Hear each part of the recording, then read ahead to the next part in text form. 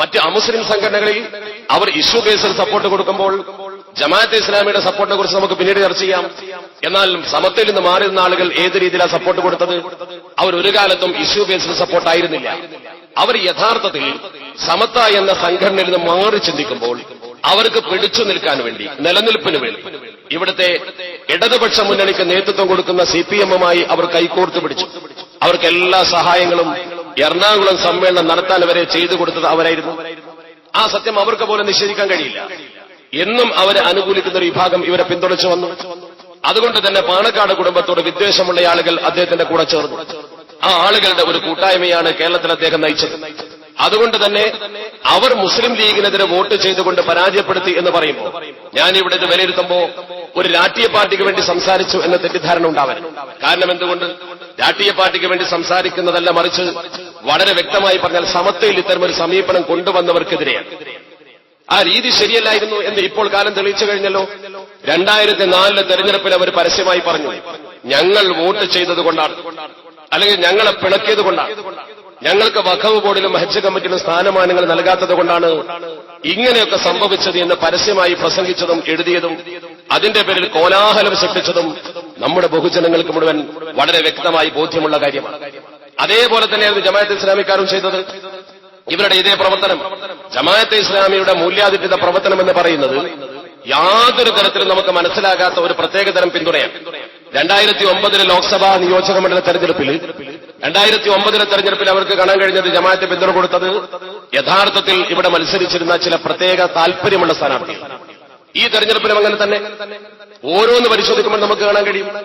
ഗുരുവായൂർ നിയോജക മണ്ഡലത്തിൽ തെരഞ്ഞെടുപ്പ് നടക്കുമ്പോൾ നിങ്ങൾക്കറിയാമല്ലോ, ജമാഅത്തെ ഇസ്ലാമി ആർക്കായിരുന്നു പിന്തുണ കൊടുത്തത്? 1994 ആ തെരഞ്ഞെടുപ്പിൽ സംസ്ഥാന നിയമസഭയിലേക്ക് തെരഞ്ഞെടുപ്പ് നടക്കുമ്പോൾ അന്നവിടെ മത്സരിച്ച സ്ഥാനാർത്ഥികളിൽ ഒന്ന് അബ്ദുസമദ് സമദാനിയെ, മറുഭാഗത്ത് PT കുഞ്ഞുമുഹമ്മദ്. സമത്വ കേരള ജംഇയ്യത്തുൽ ഉലമ വിഷയത്തിൽ എവിടെയും ഇടപെട്ടിട്ടില്ല. നേരെ മറിച്ച് ജമാഅത്തെ ഇസ്ലാമി അന്ന് ചെയ്ത പ്രവർത്തനം PT കുഞ്ഞുമുഹമ്മദിന് മൂല്യം കണ്ട് പിന്തുണ കൊടുത്തു. അന്നാണ് ജമാഅത്തെ ഇസ്ലാമി നമ്മുടെ കേരളത്തിൽ മൂല്യാധിഷ്ഠിത പിന്തുണ ആരംഭിച്ചത്. ആ മൂല്യാധിഷ്ഠിത പിന്തുണ കൊടുക്കുന്ന ഈ വ്യക്തി ആരായിരുന്നു? അബ്ദുസമദ് സമദാനിയെ കുറിച്ച് നമുക്കറിയാം. ധാർമ്മികമായി സമൂഹത്തിന് ഉത്ബോധനം നിർവഹിക്കുന്ന ഒരു പ്രഭാഷകൻ, അല്ലെങ്കിൽ ഒരു പ്രവർത്തകൻ, ഏത് പാർട്ടിയാവട്ടെ. PT കുഞ്ഞുമുഹമ്മദോ? PT കുഞ്ഞുമുഹമ്മദ് സിനിമാ നിർമ്മാതാവ്. അയാൾ കേരളീയർക്ക് ചെയ്തു കൊടുത്ത സേവനം എന്താ? നിങ്ങൾക്കൊക്കെ അറിയാം. മഅ്രിബ് എന്നൊരു സിനിമ സംവിധാനം ചെയ്തുകൊണ്ട് ജനങ്ങളെ മുഴുവൻ സിനിമാ ഹാളിലേക്ക് ആകർഷിക്കുന്നു. പച്ച മലയാളത്തിൽ പറഞ്ഞാൽ PT കുഞ്ഞുമുഹമ്മദിന്റെ മഅ്രിബ് സിനിമയും അബ്ദുസമദ് സമദാനിയുടെ മഅ്രിബ് നമസ്കാരവുമായിരുന്നു. എന്നിട്ട് പോലും ആ രണ്ട് തിരിച്ചറിവുണ്ടായിട്ട് പോലും എന്തുകൊണ്ട് ഇവർ പിന്തുണ ഇങ്ങനെ കൊടുത്തു? ആ ചോദ്യത്തിന് മറുപടിയില്ല. അത് കഴിഞ്ഞു വന്ന തെരഞ്ഞെടുപ്പിലൊക്കെ അങ്ങനെയായിരുന്നു. അതേസമയത്ത് അതിന്റെ മുമ്പുള്ള ജമാഅത്തിന്റെ സമീപനമോ ഒരിക്കലും വോട്ട് ചെയ്യാൻ പാടില്ല. കാരണം റബ്ബ്, ഇലാഹ്, ദീൻ, ഇബാദത്ത് എന്നീ 4 അടിസ്ഥാന കാര്യങ്ങൾക്ക് ഖുർആൻ കി 4 ബുനിയാദി ഇസ്തിലാഹയം എന്ന് പറഞ്ഞുകൊണ്ട് ഒരു പുസ്തകം എഴുതി പുതിയ വ്യാഖ്യാനം സമർപ്പിച്ച വ്യക്തിയാണ് അബുൽ അല മൗദൂദി. ആ വ്യാഖ്യാനം അനുസരിച്ച് ഒരു ഗവൺമെന്റിനെ അംഗീകരിക്കൽ തീർച്ചയായും ഇബാദത്താകും. കോടതി അംഗീകരിക്കാൻ പാടില്ല, നിയമ കോടതികൾക്ക് കീഴടങ്ങാനേ പാടില്ല. അതുകൊണ്ട് നിയമനിർമ്മാണ സഭകളിലേക്കുള്ള തെരഞ്ഞെടുപ്പ് തന്നെ തെറ്റാണ്. അതുകൊണ്ട് വോട്ട് ചെയ്യാൻ പാടില്ല. വോട്ട് ചെയ്യാൻ പാടില്ലെന്ന് പറഞ്ഞുകൊണ്ട് ജനങ്ങളെ വോട്ട് ചെയ്യുന്നതിൽ നിന്ന് വിലക്കി. സർക്കാർ ഉദ്യോഗം സ്വീകരിക്കാൻ പാടില്ലെന്ന് പറഞ്ഞുകൊണ്ട് ജനങ്ങളെ വിലക്കി.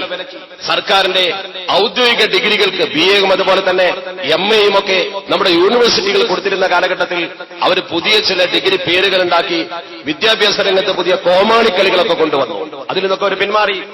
അതിൽ നിന്ന് മുഴുവൻ പിന്മാറി അവസാനം അവരെന്ത് ചെയ്തു? ഈ ഇലക്ഷനിൽ അവർക്ക് പങ്കുവഹിക്കാൻ ആദ്യമായി മൂല്യാധിഷ്ഠിത വോട്ട് കൊടുത്തു. പിന്നെ അവർ ചില മുന്നണിക്ക്, കഴിഞ്ഞ തെരഞ്ഞെടുപ്പിൽ മുന്നണിക്ക് ഒന്നിച്ച് പിന്തുണ കൊടുത്തു. ഇക്കഴിഞ്ഞ തെരഞ്ഞെടുപ്പിലോ അവർക്ക് വേണമെങ്കിൽ രാഷ്ട്രീയ പാർട്ടി രൂപീകരിക്കാം എന്ന അവസ്ഥയിലെത്തി. ആ ഒരു അവസ്ഥയിലേക്ക് അധപ്പതിച്ചു കഴിഞ്ഞ ഇവരെ സംബന്ധിച്ചിടത്തോളം ഇന്ന് അവരെത്തി നിൽക്കുന്ന പ്രവർത്തനം നോക്കൂ നിങ്ങൾ. അത് വിലയിരുത്തിയിട്ട് നമുക്ക് മറുവശത്തേക്ക് പോകാം. ആണവ കരാറിന് അനുകൂലമായ മന്ത്രിസഭയിലെ അംഗം എന്നതുകൊണ്ട് അമേരിക്കയുടെ കാര്യം പറഞ്ഞുകൊണ്ട് ഇറാഖിലേക്ക് അമേരിക്ക പോയിട്ടുണ്ട്. മാത്രമല്ല, അതിനേക്കാൾ പ്രധാനം പലസ്തീന്റെ മക്കളെ കുരുതി കൊടുത്തുകൊണ്ട് ഇസ്രയേൽ ചെയ്യുന്ന ഭീകരതയ്ക്ക് ഇവർ കൂട്ടുനിന്നിട്ടുണ്ട്. ഇസ്രയേലിൽ കുട്ടികൾ പടഞ്ഞു മരിക്കുന്നു. അതുകൊണ്ട് മലപ്പുറത്തെ സ്ഥാനാർത്ഥിക്ക് വോട്ട് ചെയ്യാൻ പാടില്ല.